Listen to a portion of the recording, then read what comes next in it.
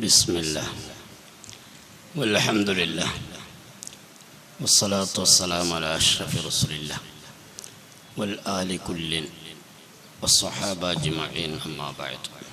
ആദരണീയരായ ബഷീർ ഫൈസി ഉസ്താദ് വെണ്ണക്കോട്, മറ്റ് വിശിഷ്ട വ്യക്തിത്വങ്ങൾ, ഏറ്റവും പ്രിയപ്പെട്ട കൂട്ടുകാരെ, അല്ലാഹു സുബ്ഹാനഹു വ തആല നമ്മുടെ സംഗമം ഫലപ്രദമായ രൂപത്തിലാക്കി തരുമാറാവട്ടെ. ദീർഘമായ ഒരു സംസാരം ഇപ്പോൾ ഉദ്ദേശിക്കുന്നില്ല. കർമ്മശാസ്ത്ര വിഷയവുമായി ബന്ധപ്പെട്ട് ശുദ്ധീകരണം, ശുചിത്വം, അതുമായി ബന്ധപ്പെട്ട വിഷയമായിരുന്നു ഞാനിവിടെ അവതരിപ്പിക്കേണ്ടത്.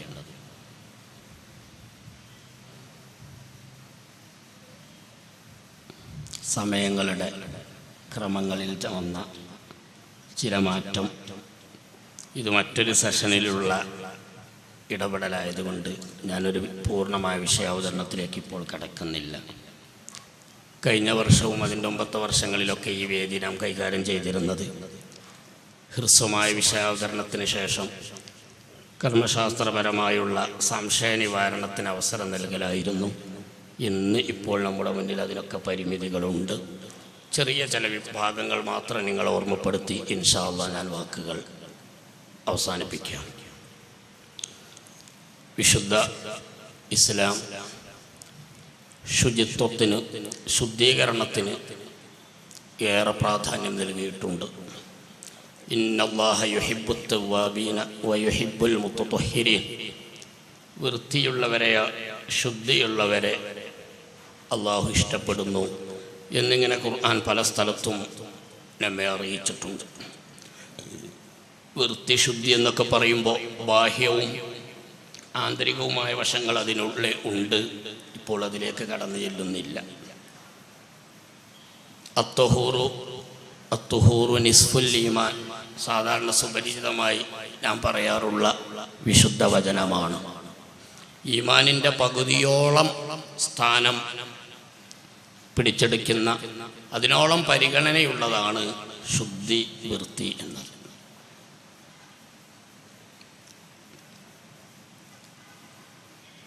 ഒരു മുസ്ലിമിനെ സംബന്ധിച്ചിടത്തോളം അവൻ്റെ ശരീരം, വസ്ത്രം, അവൻ താമസിക്കുന്ന, അവൻ ഇടപെടുന്ന സ്ഥലങ്ങളും സാഹചര്യങ്ങളും എല്ലാം വൃത്തിയായി സൂക്ഷിക്കണമെന്ന് വിശുദ്ധ ദീൻ, മതം അവനോട് നിർദ്ദേശിക്കുന്നുണ്ട്. വസിയാബക ഫതുഹിർ, വസ്ത്രം ശുദ്ധീകരിക്കണം. മുസ്ലിമിൻ്റെ, നിങ്ങളുടെ വസ്ത്രങ്ങൾ വൃത്തിയായി കൊണ്ട് നടക്കണം, ശുചിത്വം പാലിക്കണമെന്ന് വിശുദ്ധ ഖുർആൻ തന്നെ സൂറത്തുൽ മുദ്ദസിറിൽ നിർദ്ദേശിച്ചിട്ടുണ്ട്. ശരീരഭാഗങ്ങൾ, നഖം മുറിക്കുക, മീശ വെട്ടി ഒതുക്കുക തുടങ്ങി അങ്ങനെ ശരീരവുമായി ബന്ധപ്പെട്ട് ശ്രദ്ധിക്കേണ്ട വൃത്തികളും ചിട്ടകളും ഒട്ടേറെയുണ്ട്. മനുഷ്യജീവിതത്തിൻ്റെ എല്ലാ ഭാഗങ്ങളും കാര്യമായി സ്പർശിക്കുന്നു എന്ന നിലക്ക് മതം മനുഷ്യരുടെ ജീവിതത്തിലുള്ള മൊത്തം ഇടപെടലാണെന്ന നിലക്ക് ആ രീതിയാണ് ഇസ്ലാമിലുള്ളത്. നഖം മുറിക്കലും മീശ വെട്ടിയൊതുക്കലും തുടങ്ങി ശരീരവും വസ്ത്രവും സ്ഥലവും ഒക്കെ വൃത്തിയാക്കുന്നതുമായി ബന്ധപ്പെട്ട നിയമങ്ങൾ ഇസ്ലാമിക കർമ്മശാസ്ത്രത്തിൽ ഒട്ടേറെയുണ്ട്. മനസ്സിൻ്റെ പ്രവർത്തനത്തിനും വൃത്തി ഹദീസുകളിൽ, മഹത്വചനങ്ങളിൽ കാണാം. ഇമാമുന ശാഫിഈ റളിയല്ലാഹു അൻഹു ഓർമ്മപ്പെടുത്തിയത് കാണാം. വസ്ത്രമൊക്കെ നല്ല വൃത്തിയിൽ കൊണ്ട് നടക്കുകയാണെങ്കിൽ ദുഃഖം കുറയും, മനസ്സിന് സംതൃപ്തി ലഭിക്കും, മനസ്സ് ശാന്തമായിരിക്കും. അപ്പം ശരീരവൃത്തിയും വസ്ത്രവൃത്തിയും മനസ്സും തമ്മിലൊക്കെ വലിയ അടുപ്പവും ബന്ധവും ഉണ്ട്. പ്രവാചകർ റസൂൽ കരീം സല്ലല്ലാഹു അലൈഹി വസല്ലമ തങ്ങളെ ഏറെ ഇഷ്ടപ്പെട്ടിരുന്നതാണ് സുഗന്ധ ഉപയോഗം. ഹുബ്ബിബ ഇലയ്യ തീബ്, സുഗന്ധം എനിക്ക് ഏറെ പ്രിയപ്പെട്ടതാണെന്ന് മുഹമ്മദ് റസൂലുള്ളാഹി സല്ലല്ലാഹു അലൈഹി വസല്ലമ തങ്ങൾ അറിയിച്ചിട്ടുണ്ട്. നജസിൽ നിന്നുള്ള വൃത്തി, വിശിഷ്യ മൂത്രം ശുദ്ധീകരിക്കുക, ഉളൂ, അംഗസ്നാനം, അതുപോലെ കുളി, ഇങ്ങനെ തുടങ്ങി ത്വഹാറത്തിൻ്റെ വൃത്തിയുടെ പാഠങ്ങൾ പലതും ഉണ്ട്. യഥാർത്ഥത്തിൽ മറ്റു മതങ്ങളുമായി ബന്ധപ്പെടുത്തി പഠിക്കുമ്പോൾ അറിയാം, പല മതങ്ങളും ഇത്തരം ഭാഗങ്ങളിലേക്കൊന്നും കാര്യമായി കടന്നു വരുന്നില്ല.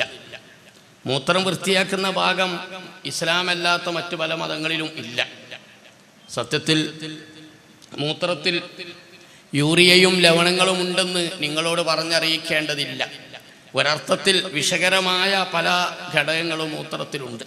അപ്പം മൂത്രത്തിൽ നിന്ന് അന്യം പാലിക്കണം, മൂത്രം അകറ്റി നിർത്തണം, മൂത്രത്തിൽ നിന്ന് വൃത്തിയാക്കണം. ഇത് വളരെ ശക്തമായി ഇസ്ലാം പഠിപ്പിക്കുന്ന പാഠമാണ്. ഇന്ന വാലിബ അദാബിൽ ഖബ്രി മിനൽ ബൗലി. ഇമാം ഇബ്നു ഹിബ്ബാൻ റളിയല്ലാഹു അൻഹു റിപ്പോർട്ട് ചെയ്ത ഹദീസിൽ കാണാം, ഖബർ ജീവിതത്തിലെ ശിക്ഷകളിൽ ഏറിയ പങ്കും മൂത്രം വേണ്ടതുപോലെ വൃത്തിയാക്കാത്തതിൻ്റെ പേരിലാണ്. അപ്പം മൂത്രത്തിൽ നിന്നുള്ള വൃത്തി ഇസ്ലാം വളരെ മർമ്മമായി പഠിപ്പിക്കുന്ന ഭാഗം ആണ്. മറ്റു പല മതങ്ങളിലും അങ്ങനെയുള്ള മൂത്രത്തിൽ നിന്നുള്ള ഒരു അകൽച്ച അല്ലെങ്കിൽ അതിത്ര ഗൗരവത്തിൽ വൃത്തിയാക്കപ്പെടേണ്ടതാണെന്ന ഒരു ഓർമ്മപ്പെടുത്തൽ നമുക്ക് കാണാൻ സാധിക്കുന്നില്ല. അതുപോലെ കുളി, ഞാൻ മൊത്തത്തിൽ ചില കാര്യങ്ങൾ മാത്രമേ ഇപ്പോൾ പറയുന്നുള്ളൂ. കുളി പൊതുവെ മനുഷ്യർ മതമുള്ളവരും ഇല്ലാത്തവരും ഒക്കെ കുളിക്കാറുണ്ട് എന്ന് നമുക്ക് പൊതുവെ പറയാം. എന്നാലും മുസ്ലിമിനെ സംബന്ധിച്ചിടത്തോളം അത് കേവലം ഒരു നാട്ടാചാരത്തിൻ്റെയോ അല്ലെങ്കിൽ ഒരു ഭൗതിക വൃത്തിയുടെ മാത്രം പ്രശ്നമല്ല. മുസ്ലിമിന് കുളി ആത്മീയതയുടെ വശമാണ്. അവൻ്റെ ഇസ്ലാമിൻ്റെ പൂർത്തീകരണത്തിന് ആവശ്യമാണ് നിർബന്ധമായ കുളികൾ, ധാരാളം സുന്നത്തായ കുളികൾ. നിങ്ങൾക്കറിയോ, ഒരു സദസ്സിൽ പങ്കെടുക്കാൻ പോകുമ്പോൾ, ഒരു അനുവദനീയമായ സദസ്സിൽ പങ്കെടുക്കാൻ പോകുമ്പോൾ, ഒരു നന്മയുടെ സദസ്സിൽ പങ്കെടുക്കാൻ പോകുമ്പോൾ പ്രത്യേകം ഒരു കുളി ഇസ്ലാം നിർദ്ദേശിച്ചിട്ടുണ്ട്. സുന്നത്തായ കുളിയാണ്, ആഖിറത്തിലേക്ക് പ്രതിഫലം ലഭിക്കുന്ന കുളിയാണ്. കണ്ടോ, വലികുല്ലി മജ്മഇൻ മിൻ മജാമിഇൽ ഖൈർ, അനുവദനീയമായ നന്മയുടെ സദസ്സുകളിൽ പങ്കെടുക്കാൻ ഒരു മുസ്ലിം വരുമ്പോൾ തൻ്റെ ശരീരത്തിൻ്റെ വൃത്തികേടോ ദുർഗന്ധങ്ങളോ മറ്റുള്ളവർക്ക് ഉപദ്രവമായി കൂടാ, ശല്യമായി കൂടാ എന്നൊരു വിചാരത്തിൽ നിന്ന് ഒരു സദസ്സിൽ പങ്കെടുക്കാൻ പോകുമ്പോൾ, ഒരു ക്ലാസ്സിൽ പങ്കെടുക്കാൻ പോകുമ്പോൾ, ഒരു വേദിയിൽ പങ്കെടുക്കാൻ പോകുമ്പോൾ, കല്യാണത്തിനോ സൽക്കാരത്തിനോ ഒക്കെ ജനക്കൂട്ടങ്ങളിലേക്ക് പോകുമ്പോൾ കുളിച്ച് വൃത്തിയായി പോകൽ ഇസ്ലാം പ്രത്യേകം നിർദ്ദേശിച്ച സുന്നത്തായ ക്രമമാണ്. അത് ആഖിറത്തിൽ നാം വിശ്വസിക്കുന്ന പരലോക ജീവിതത്തിൽ സ്വർഗം ലഭിക്കാൻ കാരണമാകുന്ന സൽക്കർമ്മങ്ങളിൽപ്പെട്ടതാണെന്ന് മുഹമ്മദ് റസൂലുള്ളാഹി സ്വല്ലല്ലാഹു അലൈഹി വസല്ലം തങ്ങൾ നമുക്ക് പകർന്നു തന്ന പാഠങ്ങളിലൊന്നാണ്. അതുപോലെ തന്നെ ശരീരം ജോലി ചെയ്ത് ക്ഷീണിച്ചു, വിയർത്തൊലിച്ചു, അങ്ങനെ ശരീരത്തിൽ മാറ്റങ്ങൾ വരുമ്പോൾ, വിയർപ്പ് തുള്ളികൾ പൊടിയുമ്പോൾ പ്രത്യേകമായ ഒരു കുളി സുന്നത്തുണ്ട്. ശരീരത്തിൽ മാറ്റം വരുന്ന, ശരീരത്തിന് ക്ഷീണം വരുന്ന, ശരീരത്തിന് ദുർഗന്ധത്തിനും വിയർപ്പിനുമൊക്കെ ഇടയാക്കുന്ന ജോലികളുമായി ഏർപ്പെട്ടാൽ പ്രത്യേകം കുളി സുന്നത്തുണ്ട്. രാവിലെ 8 മണി മുതൽ വൈകുന്നേരം 3 മണി വരെ ഉദാഹരണത്തിന് ജോലിയിൽ ഏർപ്പെട്ട ഒരു ആൾ, സാധാരണ എല്ലാവരും ശരീരവൃത്തിക്ക് വേണ്ടി കുളിച്ചേക്കാം. നാം മുസ്ലിം അങ്ങനെയല്ല. അവൻ ആ സാഹചര്യത്തിൽ പ്രത്യേകം ഒരു കുളി സുന്നത്തുണ്ട്. ശരീരം പകർച്ചയാകുമ്പോൾ, ശരീരത്തിൽ മാറ്റങ്ങൾ വരുമ്പോൾ, വിയർപ്പ് തുള്ളികൾ പൊളിഞ്ഞിട്ടുണ്ടെങ്കിൽ അതിൽ നിന്നൊക്കെയുള്ള വൃത്തിക്ക് വേണ്ടി കുളി ഇസ്ലാം പ്രത്യേകം നിർദ്ദേശിച്ചതാണ്. ചുരുക്കത്തിൽ പൊതുവെ മതങ്ങളെ നമ്മൾ വായിക്കുമ്പോൾ മറ്റു മതങ്ങളിൽ നിന്ന് വ്യത്യസ്തമായി വൃത്തിക്ക്, ശുചിത്വത്തിന് ഇസ്ലാം നൽകുന്ന പ്രാധാന്യം മറ്റു പലതിലും ഇല്ല എന്നുള്ള വസ്തുത നിങ്ങൾ പഠനത്തിനെടുക്കണമെന്നും ഞാൻ സാന്ദർഭികമായി ഓർമ്മപ്പെടുത്തുകയാണ്. നമ്മളെ സംബന്ധിച്ചിടത്തോളം ഉളൂ, അതിൻ്റെ ഒന്നും മസാലകളിലേക്ക് ഇപ്പോൾ തൽക്കാലം കടന്നു ചെല്ലുന്നില്ല. ഉളൂ, കുളി, ഇതൊന്നും കേവലം വൃത്തിയുടെ മാത്രം ഭാഗമല്ല, ഒരു ആത്മീയ ശുദ്ധീകരണത്തിനും കൂടി അത് ഭാഗമാണ്. ഹദീസുകളിൽ കാണാമല്ലോ, വുളൂ ചെയ്താൽ മൻ തവല്ലഅ ഫഅഹ്സന വുളൂഉഹു ഖറജത് ഖതായാഹു മിൻ ജസദിഹി. വുളൂ നിസ്കാരത്തിന് വേണ്ടിയുള്ള അംഗസ്നാനം അത് നിർവഹിക്കുമ്പോൾ അത് മുഖേന ആ വുളൂഇൻ്റെ അവയവങ്ങൾ തിരഞ്ഞെടുത്തതിൽ തന്നെ ചില ഗുണവശങ്ങൾ ഭൗതികമായി തന്നെ വിലയിരുത്തിയാൽ കാണാം. വുളൂഇൽ മുഖം, കൈകൾ, തല, 2 കാലുകൾ, ഇതാണല്ലോ നിർബന്ധമായും ഇടപെടേണ്ട അവയവങ്ങൾ. മുഖം, കൈകൾ വുളൂഇൽ നിർബന്ധമാണ്. കൈകൾ നിർബന്ധമാണ്. തല തടയൽ നിർബന്ധമാണ്. കാല്, കൈകൾ നിർബന്ധം. സാധാരണഗതിയിൽ എപ്പോഴും മനുഷ്യൻ ശ്രദ്ധിക്കേണ്ടതും വൃത്തികേടുകളും കൂടുതൽ പറ്റിപ്പിടിക്കാൻ സാധ്യതയുള്ളതുമായ ഭാഗങ്ങളാണ് ഇതെന്ന് കണ്ടെത്താൻ സാധിക്കും. ക്ഷീണമകറ്റാൻ മുഖം കഴുകുക അതേറെ ആവശ്യമുള്ള ഭാഗമാണെന്ന് നിങ്ങളോട് പറയേണ്ടതില്ലല്ലോ. സാധാരണ മാലിന്യങ്ങളുമായി ബന്ധപ്പെടുന്ന ഒരു മനുഷ്യൻ ആരോഗ്യം നിലനിർത്താൻ വേണ്ടി കൂടെ കൂടെ മുൻകൈകൾ കഴുകുകയാണ് വേണ്ടതെന്ന് ആരോഗ്യശാസ്ത്രം തന്നെ പറയുന്നത് ഞാൻ പഠിച്ചിട്ടുണ്ട്, അല്ലെങ്കിൽ ഞാൻ വായിച്ചിട്ടുണ്ട്. ഇവിടെ ഇസ്ലാമിലെ വുളൂഇൽ ഒരു തവണ വുളൂ ചെയ്യുമ്പോൾ സാധാരണ രീതിയിൽ 6 തവണ മുൻകൈകൾ കഴുകുകയാണ്. ആദ്യം 3 തവണ മുൻകൈകൾ കൈകൾ സുന്നത്തായി വന്നു. പിന്നീട് മുഖം കഴുകിയതിന് ശേഷം വീണ്ടും കൈ കഴുകുമ്പോൾ വീണ്ടും അവിടെ 3 തവണ വന്നു. അതിന് ഒരു വുളൂഇൽ സാധാരണഗതിയിൽ 6 തവണ കൈ കഴുകുന്നു. ഇങ്ങനെ ഞാൻ അതിൻ്റെ ഭൗതിക വശങ്ങളൊന്നും പറയില്ല, മസാലകളിലേക്ക് കടന്നാൽ പെട്ടെന്ന് നിർത്താൻ എനിക്ക് തോന്നൂല. അപ്പം സമയക്രമം ഇനിയും തെറ്റിപ്പോകും. അതുകൊണ്ട് ഞാൻ അങ്ങോട്ട് കടക്കുന്നേ ഇല്ല. അങ്ങോട്ട് കടക്കാത്തതിൽ ക്ഷമ ചോദിക്കുകയാണ് സദസ്സിനോട്. വുളൂ നമ്മളെ സംബന്ധിച്ചിടത്തോളം വുളൂ കേവലം ഭൗതിക ശുദ്ധി മാത്രമല്ല. ഇദാ മൻ തവല്ലഅ ഫഅഹ്സന വുളൂഉഹു ഫഅഹ്സന വുളൂഅഹു ഖറജത് മിൻ ഖതായാഹു മിൻ ജസദിഹി. ശരിയായ രൂപത്തിൽ ഒരാൾ വുളൂ ചെയ്താൽ അത് കാരണം അവൻ്റെ പാപങ്ങൾ പൊറുക്കപ്പെടുകയാണ്, പാപങ്ങളിൽ നിന്ന് അവൻ മോചിതനാവുകയാണ്. വിശുദ്ധ ഖുർആൻ പഠിപ്പിക്കുന്ന ലളിതമായൊരു പാഠമാണത്. ഇന്നൽ ഹസനാത്തി യുദ്ഹിബിന സയ്യാത്ത്. നന്മകൾ പല തിന്മകൾക്കും പരിഹാരമാണ്. മനുഷ്യ സഹജമായ തിന്മകൾ സംഭവിച്ചേക്കാം. അള്ളാഹുവിന് സൃഷ്ടാവിന് സൃഷ്ടികളോടുള്ള കാരുണ്യത്തിൻ്റെ ഭാഗമായി അവൻ നിശ്ചയിച്ച ഭാഗമാണ്. ഒരു തിന്മകൾ സംഭവിച്ചിട്ടുണ്ടെങ്കിൽ നന്മകൾ കൊണ്ട് ആ തിന്മകൾ മായ്ക്കപ്പെടും.